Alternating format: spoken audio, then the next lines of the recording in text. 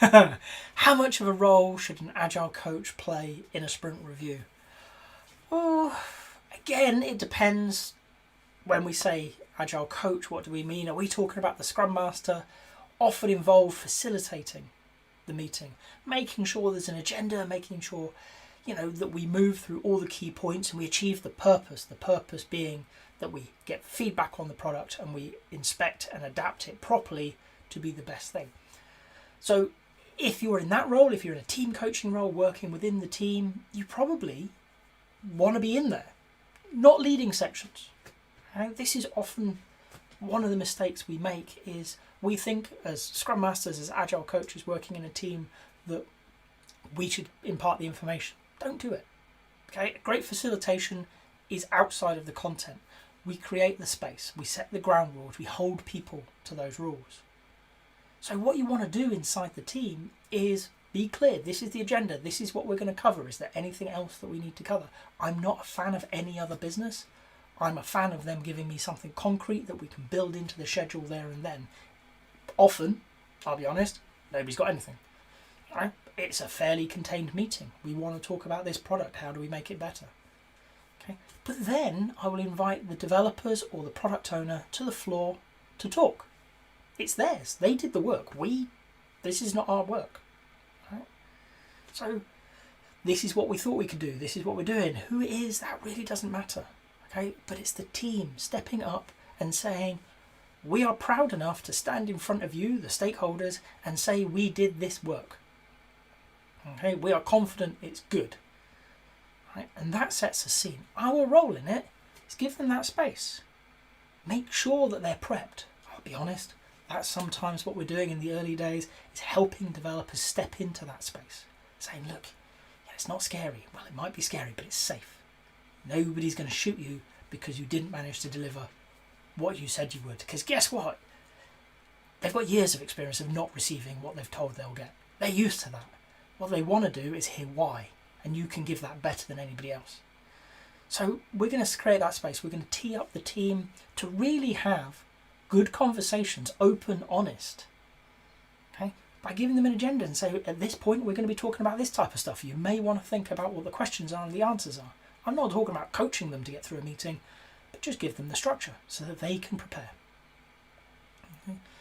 And we're going to do that. We're going to give product owners space. We're going to make sure that stakeholders are engaged, that stakeholders know the rules of the game, that they're being good citizens in that meeting. Okay. Sometimes we have to ask people to step out, take a breather and come back when they've calmed down. That's okay. These can be emotional things. We all play with different types of personality. Okay? So in the team, it's very much you're a facilitator. You're making sure that everybody else has the space they need to do the thinking and do the work they need to do to come up with the right outcome, or a good outcome, should I say. If you're not in that team role, if you're sat outside of the team, you may be coaching the product owner and the Scrum Master as more of a supporting role. Your role is going to be different. You may or may not be in the meeting itself. Very often, the early days of working with new coaches and new Scrum Masters, yes, I am present. I am a backstop. Okay? But I am a backstop. I am not there to do the work, because this is their moment to shine. This is their opportunity to gain experience and learn how to do things. Instead, what I'm going to do is I'm going to sit down with that coach, that Scrum Master beforehand, and help them understand, okay, what's your plan here? How do we communicate that? Who do we need to invite in? Who do we not? Who does the product owner need in this meeting? Do they understand the rules of the games? How can we get ahead of it? Okay? Teeing up that Scrum Master, that Agile coach, to have thought about the review holistically, at a bigger picture, and thought, who's coming in? Have they ever been into a sprint review before? Do I need to go and have a chat with them beforehand so they know what they can expect and how to engage in this approach? Okay. And then I'm going to be there in the meeting as that backstop. I know the plan the same as they do. Sometimes stuff happens. Okay. I've had people drop off calls mid-sentence. I'm still there, so I can just pick up, and it does turn into, okay, Jenny seems to have been taken out by the internet gods, so we're moving into this. And when Jenny reappears, she can take back over. I keep things going.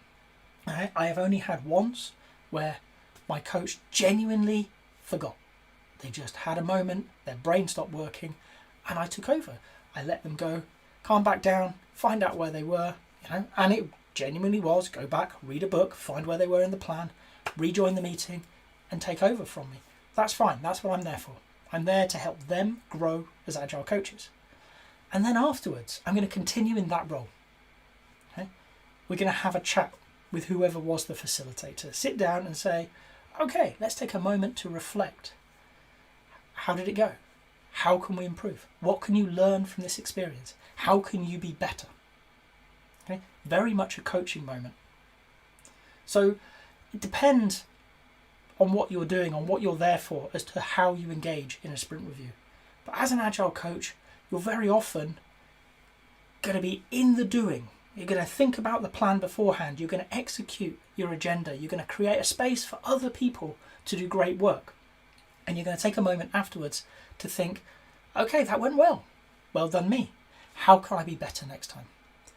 Right? And as a team coach, you're going to be doing that all on your own. As a more supporting coach, somebody who's there to help other coaches, you're going to be helping them through those steps. Okay? Creating that space to help them do the thinking, to create those habits so that they can grow into their own mastery. If you've got to this point in the video, I hope you've enjoyed it. If so, a like would be appreciated. If you want to hear more from me, more answers to questions that maybe you've got in the agile world, please subscribe to the channel. And if you've got a question that you really want answered, drop it in the comments. I promise we'll get around to it. Thank you.